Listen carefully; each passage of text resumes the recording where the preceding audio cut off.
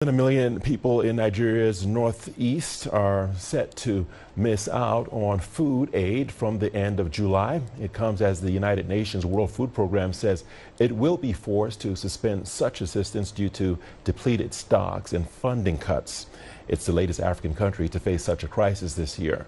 CGTN's Joy Juma with the details. Violence in northeastern Nigeria has displaced at least 2 million people. The Muna camp is one such refuge for displaced persons in Maiduguri. The camp is served by the World Food Program. Last year, it received almost half its funding from U.S. Agency for International Development, or USAID. However, the Trump administration recently decided to dismantle this lifeline under its controversial trade, not aid policy for Africa.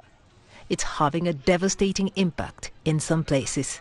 As of now, all the warehouses of WFP are empty, and there is really a huge crisis because of the funding situation. This is coming at a very difficult time because we are at the middle of the lean season, where the situation of food insecurity is the worst, and we have run out of funding to sustain the operations.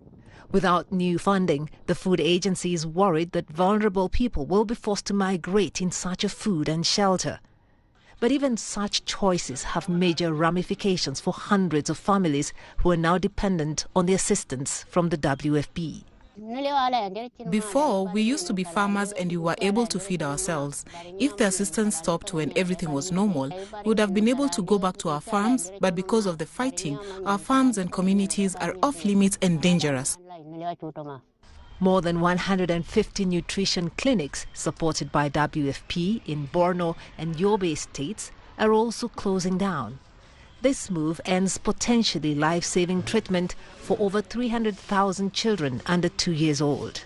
I was enrolled into the program for malnutrition treatment. As soon as we gave my daughter the ready-to-eat food, she had started to recover.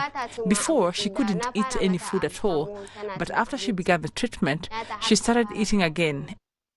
In order to save the situation in Nigeria's northeast, the food agency says it requires over $130 million to continue operations this year alone. Joy Juma, CGTN.